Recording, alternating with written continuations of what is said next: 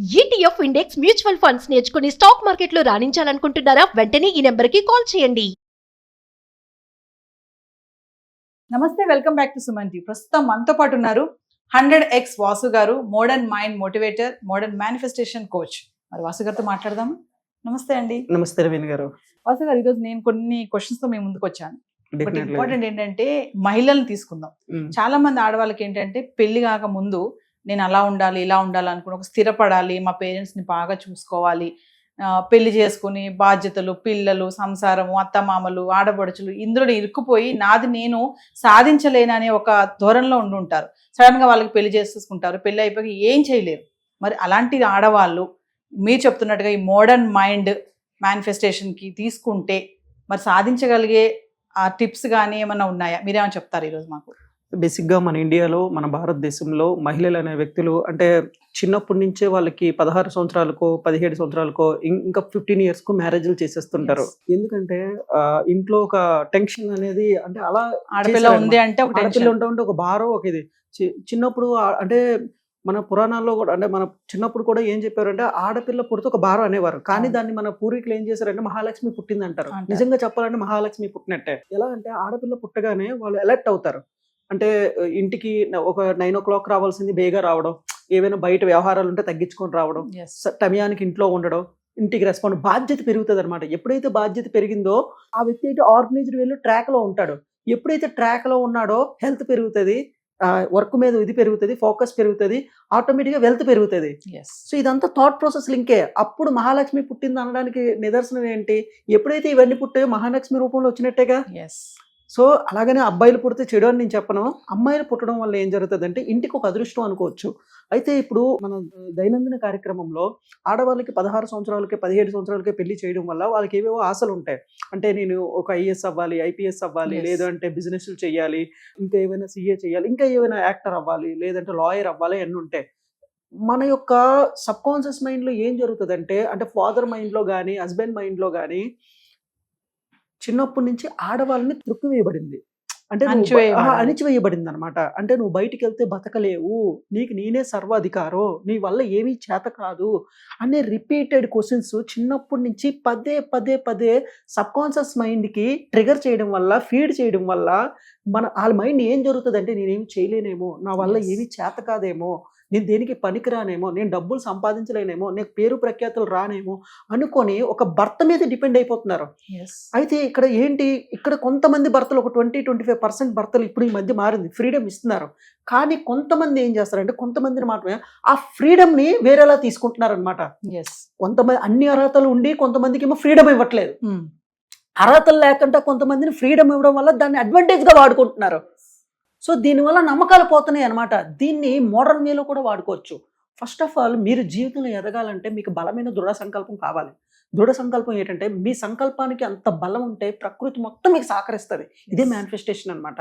అంటే ఎలా, ఇప్పుడు ఫర్ ఎగ్జాంపుల్ చాలా మంది లేడీస్ ఉన్నారండి, అంటే మన ఇండియాలో కానీ అద్భుతాలు సాధించిన వాళ్ళు కానీ ఎంతో మంది ఉన్నారు. స్పోర్ట్స్లో తీసుకోవచ్చు, సింగింగ్లో తీసుకోవచ్చు, మ్యూజిక్లో తీసుకోవచ్చు, యాక్టింగ్లో తీసుకోవచ్చు, అడ్వకేట్ రంగంలో తీసుకోవచ్చు, బిజినెస్ రంగంలో తీసుకోవచ్చు. మరి వీళ్ళంతా ఎలా అంటే, ఇక్కడ ఒకటేంటి, నీ మీద నీకు ఒక సెల్ఫ్ ఇమేజ్ ఉంటుంది. సెల్ఫ్ ఇమేజ్ అంటే ఏంటి? నిన్ను నువ్వు ఎలా నమ్ముతున్నావు, నిన్ను నువ్వు ఎలా చూసుకుంటున్నావు, ఫ్యూచర్లో నిన్ను నువ్వు ప్రజెంట్ ఎలా చూసుకుంటున్నావు. ఇక్కడ నీ మీద నమ్మకం బలంగా ఉండేటప్పుడు 100 మంది వచ్చి నువ్వు చేయలేవు అన్నా సరే నువ్వు నమ్మవు. ఇక్కడ నీ నమ్మకాలు బట్టి అది ఉంటుంది అనమాట. సో నీ నమ్మకం కానీ దృఢ సంకల్పం కానీ బలంగా ఉన్నట్టయితే ఖచ్చితంగా యూనివర్స్ అనేది దారిలో ఓపెన్ చేస్తుంది. ఫస్ట్ ఆఫ్ ఆల్ నువ్వేం చేయాలి అంటే, ఇప్పుడు నువ్వేం చేసినా సరే 3 విషయాలు అయితే గుర్తుపెట్టుకోలేండి. ఒకటి అంటే ఆడవాళ్ళు ఏదైనా చేయాలంటే, ఒకటి నేను డబ్బు సంపాదించడంలో ముందుండాలి, జ్ఞానం సంపాదించడంలో ముందుండాలి, అలాగే సొసైటీకి హెల్ప్ చేయడంలో ముందుండాలి, అలాగే ఇదంతా నా కుటుంబం కోసం ఏదైనా ఉండాలి. ఇవన్నిటిని నేను ఏదో డబ్బు సంపాదిద్దాం అనుకోవద్దు, సేవ ప్లస్ సర్వీస్ అనుకోవాలి. అలా ఉంటే నీకు ప్రకృతి లేదా లా ఆఫ్ అట్రాక్షన్ మీ ఇంట్లో వాళ్ళందరూ కూడా సహకరిస్తారు. ఎప్పుడైతే నీలో స్వార్థభావం పెరిగిందో, ఇప్పుడు నేను కొంతమందిని చూశాను, ఇప్పుడు నాకున్న సర్కిల్లోనూ ఒక వ్యక్తి బాగా ఆ వ్యక్తి పెళ్లి చేసుకున్నాడు. ఆ అమ్మాయిని అడగగానే మంచి యూనివర్సిటీలో చదివించాడు. వన్స్ ఆ అమ్మాయి యూనివర్సిటీలో చదివించిన తర్వాత ఆ అమ్మాయికి మంచి జాబ్ రాగానే ఈ అబ్బాయిని వదిలేసింది. ఇంకొక స్టోరీ కూడా చెప్తాను.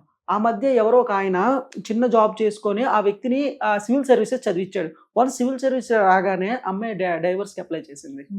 సో ఇటువంటి ఎగ్జాంపుల్స్ వల్ల ఏం జరుగుతుందంటే, అమ్మో నాకంటే నా వైఫ్ని నేను బాగా చదివిస్తే నన్ను డామినేట్ చేసేసి తన శాలరీ ఎక్కువైపోయి నన్ను వదిలేవచ్చేమో, లేదంటే ఈ పదం యూజ్ చేయకూడదు బట్ సందర్భంగా యూజ్ చేయాల్సి వస్తుంది, ఏవైనా సంబంధాలు అఫైర్లు పెట్టుకోవచ్చేమో అనే ఒక అనుమానం ఉండిపోయింది. కానీ మీరు మీ భర్తకి ఏ విధంగా ఉండాలంటే, ఏది ఏమైనా సరే నువ్వే నా శ్రీరామచంద్రుడివి, నువ్వే నా భర్తవి అనే ఒక నమ్మకం ఇచ్చినట్టయితే, ఏదైనా సరే మీరు జెన్యున్గా ఉన్నట్టయితే ప్రపంచంలో అన్ని భర్తలు మీకు సపోర్ట్ చేస్తారు, ఎవరైనా మీకు సపోర్ట్ చేస్తారండి. ప్రపంచంలో అందరూ, ఇంట్లో పేరెంట్స్ కూడా సపోర్ట్ చేస్తారు. కాకపోతే నీ యొక్క దాంట్లో జెన్యునిటీ ఉండాలన్నమాట. నీ కోరికలు నువ్వు ఎదగడంలో, చెప్పాను కదా, నువ్వు నీ ఫ్యామిలీని కాపాడడంలో కానివచ్చు, లేదంటే డబ్బు సంపాదించడంలో కానివచ్చు, ఆ డబ్బు వచ్చిన తర్వాత సొసైటీకి ఎలా ఉపయోగపడుతుంది, అలాగే నువ్వు చేసే బిజినెస్ ఎదుటి వాళ్ళ ప్రాబ్లమ్ సాల్వ్ చేయాలి, ఏది ఆ సర్వీస్ రూపంలో ఉండాలన్నమాట. అంటే ఎదుటి వారికి హెల్ప్ చేసే విధంగా ఉండాలి. డబ్బు అనేది బై ప్రోడక్ట్ అండి, పేరు అనేది బై ప్రోడక్ట్. డబ్బు కానీ, పేరు కానీ, లేదంటే నీ యొక్క ఆనందం కానీ ఊరికినే రావు. నువ్వు ఏదైనా కాంట్రిబ్యూట్ చేస్తే వస్తాయి. దీనికి నీకు మేనిఫెస్టేషన్ అనేది ఉపయోగపడుతుంది. చాలా మంది ఎదగపోవడానికి కారణం ఏంటంటే, మేనిఫెస్టేషన్ అనేది జస్ట్ ఊహించుకుంటున్నారు, అఫర్మేషన్ చేసుకుంటున్నారు తప్ప వాళ్ళకి ఏం కోరికలు ఉన్నాయి, అది సొసైటీకి ఎలా ఉపయోగపడతాయి, నా ఫ్యామిలీకి ఎలా ఉపయోగపడతాయి అని ఒక స్ట్రాంగ్ పర్పస్ కానీ యాడ్ చేసినట్టయితే, పర్పస్ క్రియేట్ ఏ మోషన్ అండి. అంటే ఎక్కడైతే స్ట్రాంగ్ పర్పస్ ఉంటుందో అది నిన్ను కదిలేలా చేస్తుంది. పర్పస్ వీక్గా ఉందనుకోండి, కదిలేలా చేయదు. ఏది ఏమైనా సరే నేను అమ్మాయినే పెళ్లి చేసుకుంటా, ఏది ఏమైనా సరే నేను గవర్నమెంట్ జాబే కొడతా, ఏది ఏమైనా సరే నేను సినిమా ఇండస్ట్రీకే వెళ్తా, ఏది ఏమైనా సరే డబ్బులు రాకపోయినా సరే నేను మ్యూజిక్లోనే ఉంటా, ఏది ఏమైనా సరే నేను ఈ ప్రొఫెషన్లో ఉంటా, ఉన్నవాళ్ళు లేరా, సక్సెస్ అయిన వాళ్ళు లేరా? సో ఇక్కడ స్ట్రాంగ్ రూట్స్ అనమాట. ఈ స్ట్రాంగ్ రూట్స్ చెక్కు చెదరకంట ఉంటే ఒక పర్వతం లాగా నిన్నెవరూ డిస్టర్బ్ చేయలేరు. అలా ఉన్నప్పుడే మేనిఫెస్టేషన్ నీకు సపోర్ట్ చేస్తుంది. లేదంటే ప్రతి ఒక్కరు, ఇంట్లో వాళ్ళు, రిలేటివ్స్, హస్బెండ్, పిల్లలు నిన్ను సూటిపోటి మాటలతో గొడుతూనే ఉంటారు. సో నీకు టైర్ ప్యాచ్ అయిపోయినట్టుగా ప్యాచ్లు అయిపోతూ ఉంటాయి. ఆఖరికి ఏం జరుగుతుందంటే, అలా ఇంట్లో ఉండిపోవడం, కొన్ని రోజులకి చనిపోవడం, ఇదే జరుగుతుంది.